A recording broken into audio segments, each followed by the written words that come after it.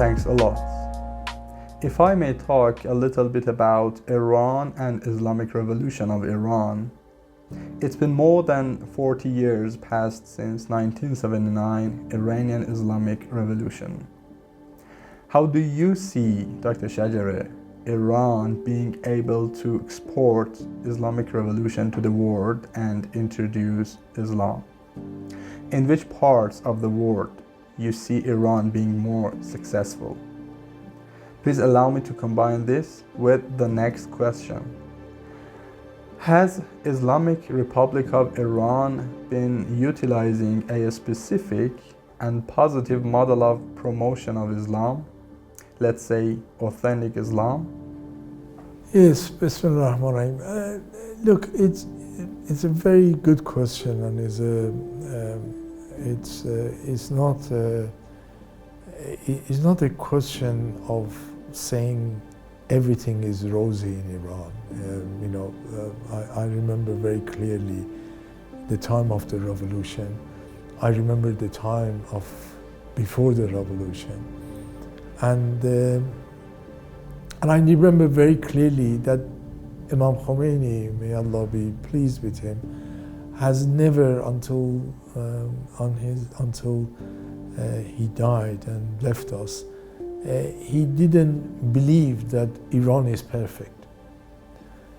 What he believed, that Iran is making that transition from wanting of the Shah's regime into sort of implementing Islam fully according to sort of Quranic sort of juncture and the tradition of the Prophet. And that is a very long road. We could sort of see that it takes a long time. It's not something that you could establish overnight, but it's the intention and the direction you go. And what was really very clear from the beginning was that the Islamic Revolution in Iran was a revolution for the oppressed. It wasn't talking about concept of sort of Muslim and non-Muslim. It wasn't talking about East or West. It wasn't talking about Shia and Sunni. It talked about the oppressed and the oppressors. And it talked about those who believe and those who don't. It talked about those who actually want to create a society which is based on justice. And I think it mobilized not just people in Iran. I mean, let's face it. I mean, I remember Iran wasn't a very religious, deeply religious society. And but it mobilized. I mean, Imam managed to mobilize huge number of people. I mean, I myself wasn't very religious before the revolution, and I went through certain changes on personal level, but the whole nation went through changes, and people who came to support the revolution, many were inspired by it, but they weren't all Muslim. People in South America were putting posters of Imam Khomeini. People, all around the world were looking at someone who stood up against the colonial sort of American hegemony, who did what they did in Vietnam, who did what they did to their own people, their own sort of black and sort of people from color within their own, and what they did to their own poor. So it was actually something which wasn't even against Americans. You know, it was against the oppression and oppressive system. And as long as that liberation concept and the liberation theology that was behind and is behind the concept of Islamic revolution, then it will find hearts that will open to it, be it they are Muslims or be it not they are Muslim. This is not Iranian revolution. This is an actually Islamic revolution which stands for changing the world from these targets of the East and the West and the South and the North. And it finds sympathy everywhere. It finds sympathy even right now. And has there been problems, or has it been perfect? No, of course not. But it's been in a right direction, a change at the time when a change was needed. You know, let us not forget that the religious democracy which the Islamic revolution brought to Iran was the only democracy which was ever offered to people of the Middle East. Despite the fact that Americans who claim that they are champions of democracy, they never taken democracy anywhere. They have always supported the kings and the tyrants and the people who divide their own community, abuse their own people, rob them and keep them poor so they could benefit. They always have supported that. I mean, look at the region and beyond. So the saving element of bringing democracy and dignity and empowerment to the people have come through the revolution in Iran. Despite its shortcomings, but the direction has been that. And I think people of Iran should be proud of that. And they should be proud despite all the trickery and planning and plotting and so forth that everyone has done against them. They have actually managed to survive, and it's because of their confidence, self-confidence, and the ability to see through that. I mean, let us not forget 8-year imposed war. It wasn't just fighting Iraq. It was fighting the whole world. It was Americans, French, Russians, finances of the Arab countries, the number and the nationalities which were being taken as prisoners of war. It showed that this wasn't just Iraqis. There was, I think there was something like 80-something different nationalities were in the prisoners of war. So, all the documents shows they used chemical weapons, they used everything, and Iran was victorious. Interesting. Well, Dr. Shajareh, let's talk about the political and cultural influence of the Western powers, Europe, the United States, on Iran, and how Iran has been able to act in front of these influences. If I propose to call it cultural invasion, would it be the right terminology or not? And secondly, whether or not they have received the same response from Iran at the same level. I mean, they have tried to influence Iran culturally. Has Iran been able to respond back at the same level? Well, I think the jury is still out on this, because the fact of the matter is there's 100 and something channels beaming into Iran, and Hollywood has been doing this for a very long time. I mean, in my generation, many of us were looking at Hollywood films, and we were thinking that this is what the West is all about. Streets are paved with the gold, and probably what influenced me to go study, over there was this sort of illusion that everything is so great over there, and that still goes on among people who they see the West through these sort of filters, and all these channels who are sort of broadcasting in Farsi, and this is incredible, 100 and something channels. It's not commercial, nothing to do with commercial. It's actually propaganda in a pure sense of the word. But nevertheless, I think Iranians have, they still go to vote in very large numbers. They still support the system, and this is what, they are being defeated. They throw everything, the sanctions, sort of maximum pressure, everything else. And yes, there is an influence. We can't deny it. I mean, we are living in a global village, and more so now than when I was young. And so the influences are there.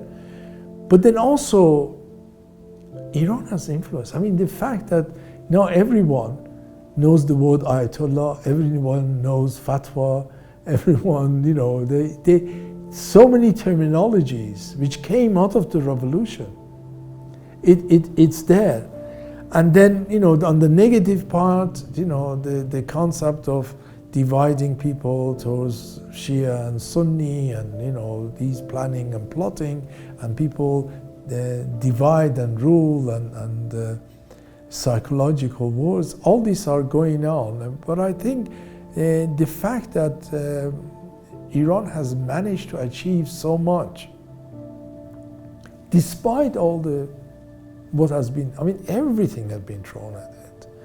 Sanctions, channels through, the brainwashing people, all sorts of things, demonization, this, that, everything.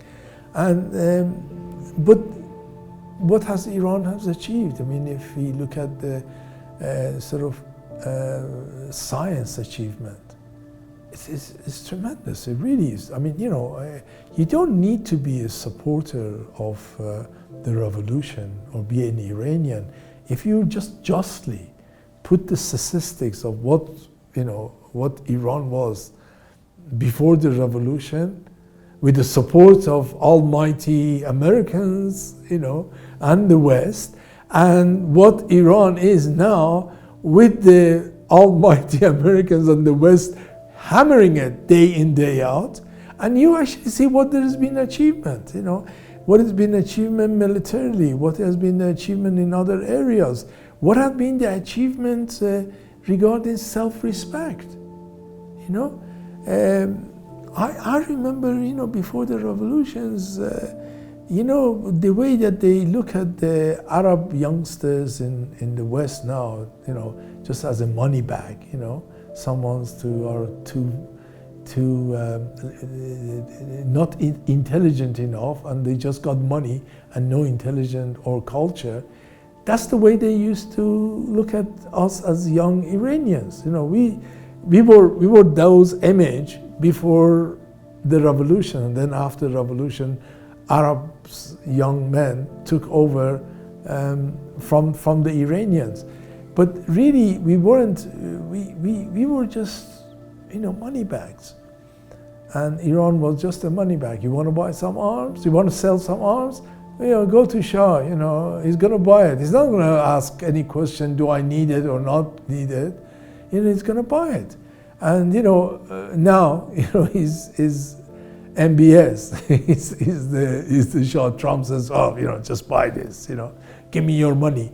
And that sort of image is now with the sort of respect that Iran has got, even if it's not liked. Thank you.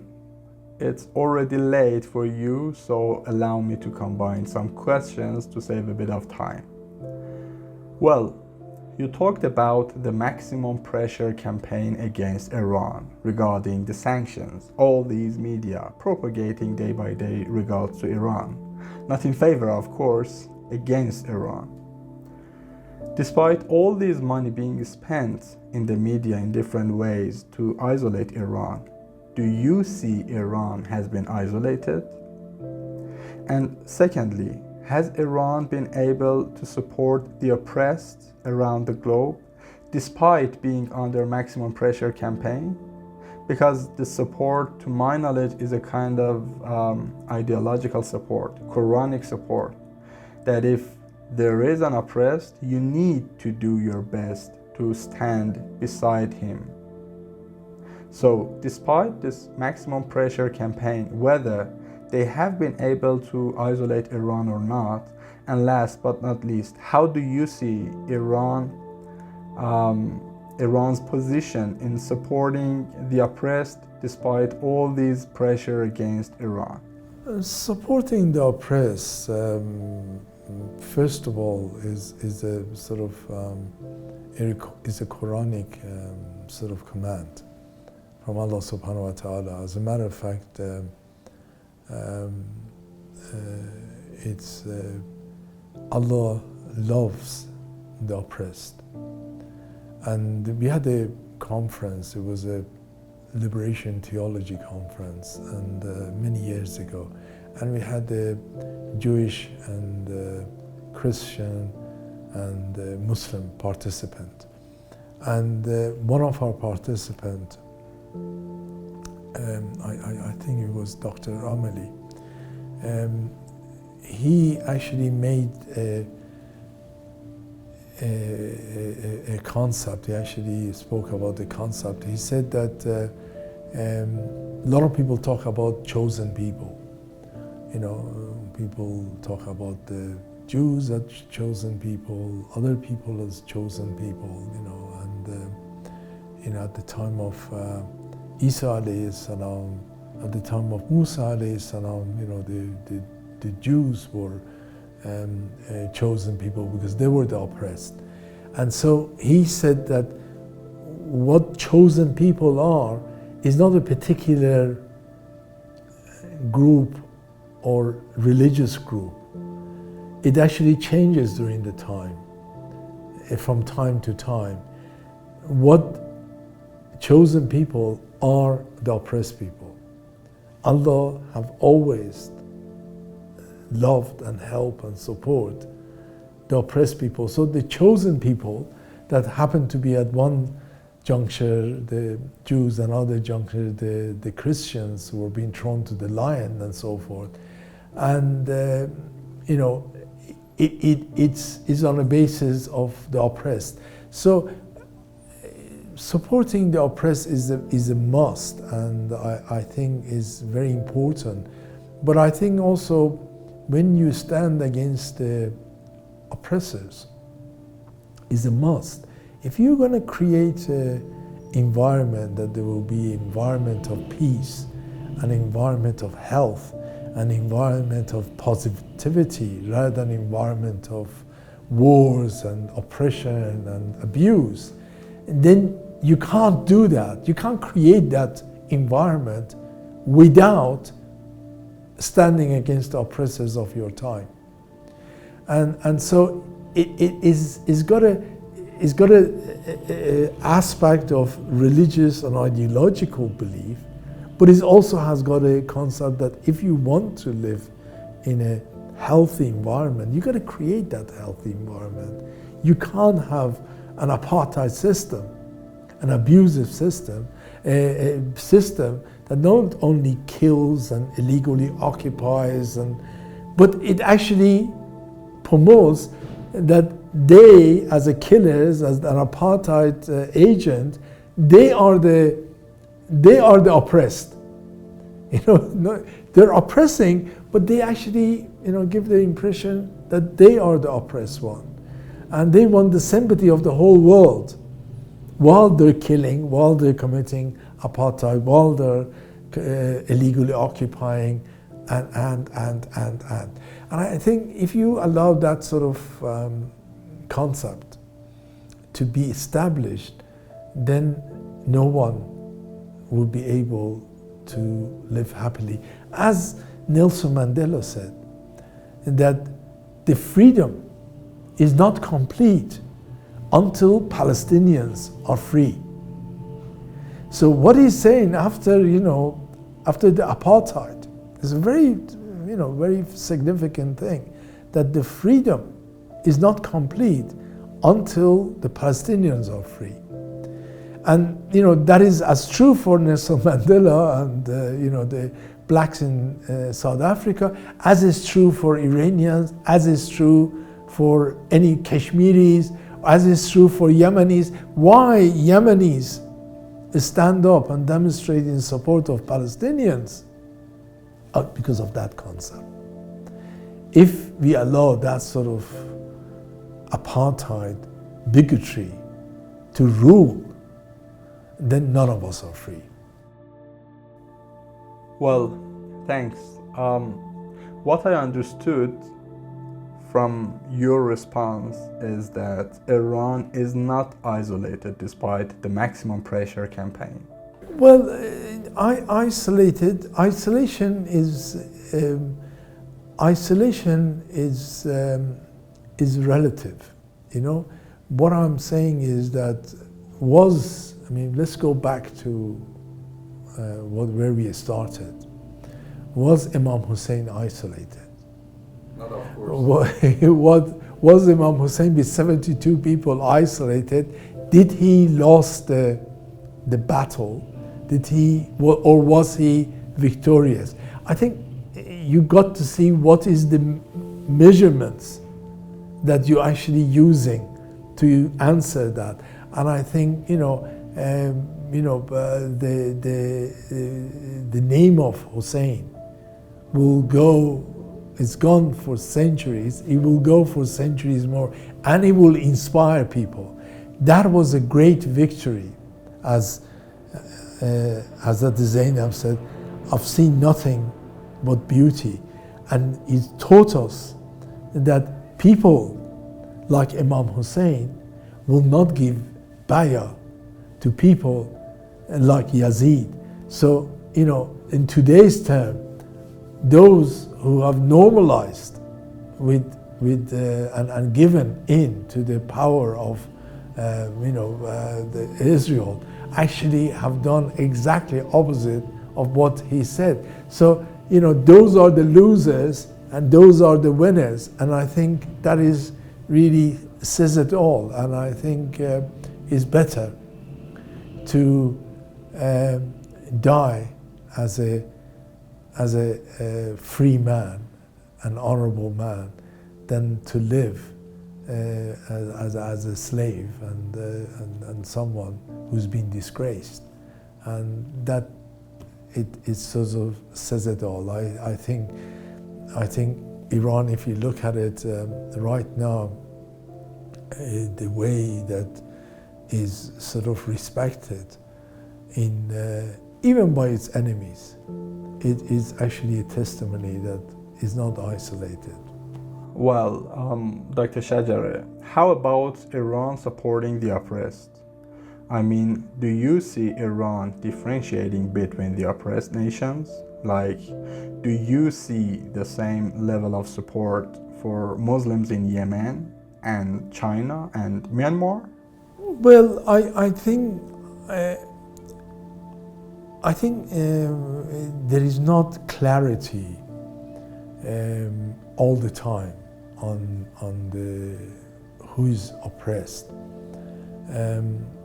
For example, if you take Myanmar, the whole issue of Myanmar and the sort of mobilization of support for Myanmar really started in Iran. What happened was a number of activists from who we were in contact with and who we were campaigning for Myanmar from Malaysia came here, and they sort of were interviewed. A couple of papers actually did something. Then he went to the parliament, and then the parliamentarians sort of took the cause.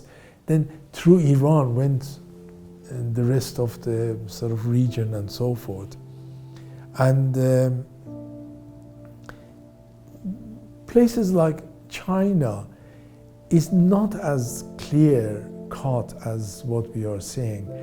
If we are saying the injustice is taking place in Xinjiang, yes, definitely it does. I mean, we did a report on 2007, long before anyone was talking on that. We sent somebody in who collected evidence, photographs, and everything else for us, which wasn't easy, and it's not easy even now. And it was very clear that there is oppression there going on, but it's also very clear that the West, in particular United States, actually wants to create a sort of a Vietnam for China, and is pushing them to ask for separatism and independent state. I mean, it's just not possible, you know. Economically, geographically, everything is not possible. It's pushing them into a conflict in the same way that they pushed other nations into conflict just to create a conflict that will serve them, as you know, as it was elsewhere, and they want to do that. Now, I think there is a hadith of the Prophet ﷺ that the Prophet ﷺ said that if you see oppressor, friend or foe, stop them. And the companion said, well, we know how to stop an oppressor and his enemy and so forth. What should we do if he's a friend? To stop them from doing the oppression. And I think if my brother, if a friend of mine is committing oppression, I will stop him in a different way than if is somebody that I have to use force, because the force of reason of telling someone don't oppress people, if you oppress people, you will lose something yourself. And you create a conflict for yourself, both is going to damage those who you're oppressing and yourself. It will destroy you. There's nothing good comes out of it.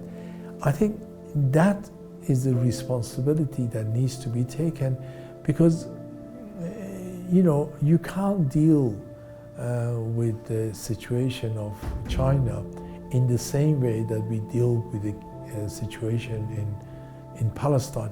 In Palestine, without help and support of the United States and the West, there will be no Israel to be able to do what they're doing. So what we do, we try to convince the international community, people in America, here, there, we do demonstrations, trying to stop them from supporting it. You can't do it, you know, there is nobody in the West who's without their support. The Chinese Uyghurs will not have be oppressed. You can't use the same methodology in trying to campaign for people in China. You have to convince the Chinese that this is counterproductive for them. They're actually helping the United States to create a Vietnam for them, and there is really no justification for this.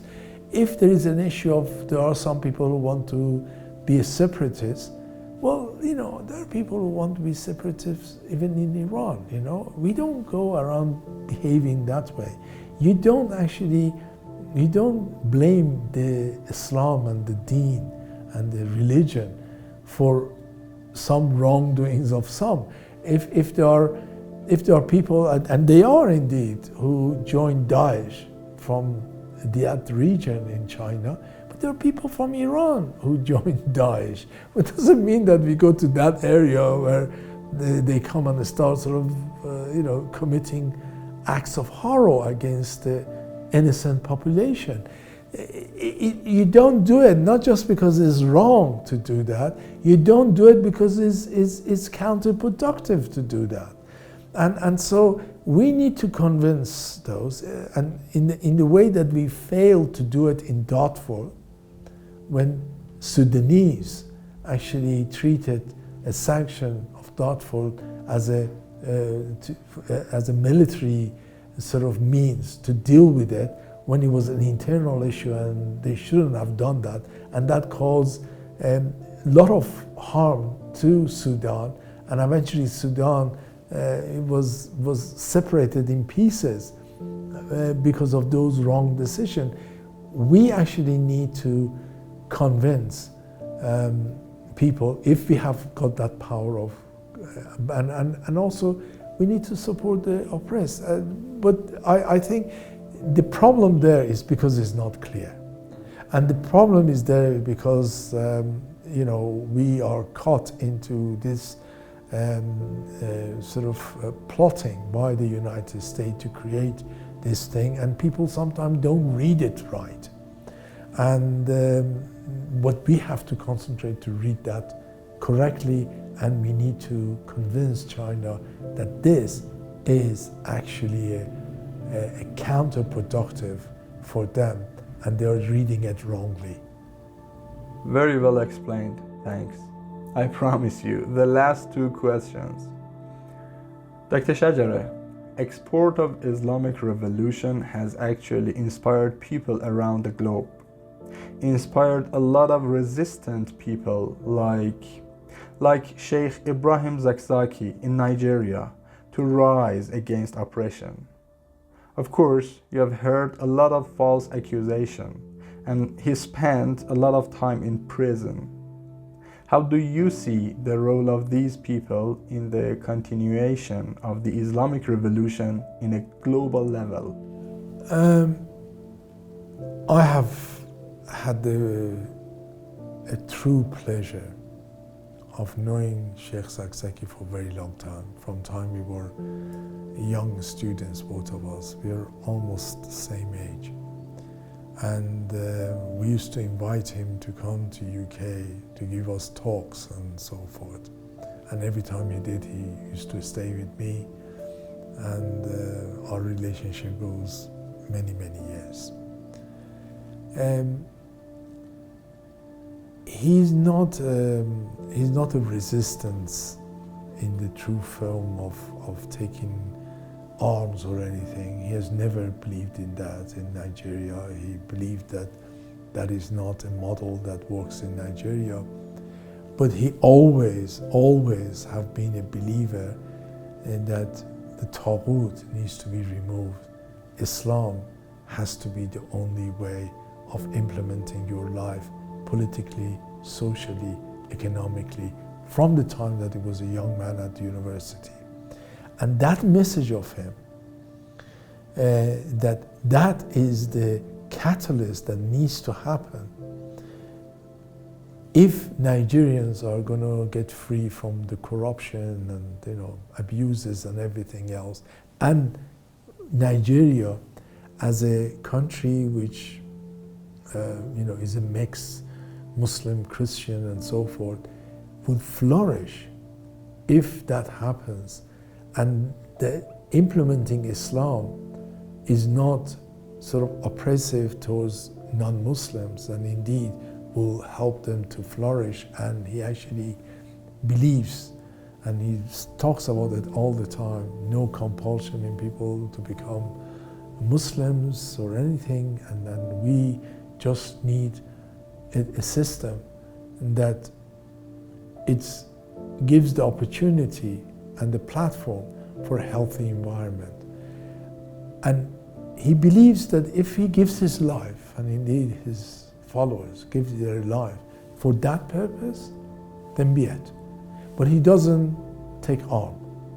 When first three of his children were killed, assassinated in Al-Quds Day and the day it followed. And some journalists went to him and said, you talk about Palestine, you talk about Yemen, you talk about these taking arm. Are you going to take arm now? He said, no. He said, truth is the weapon we're going to use. We will give our lives. They could kill us, but they cannot stop us standing for the dream of having Islam implemented in our lives. We will struggle for that, and if necessary, we will die for that.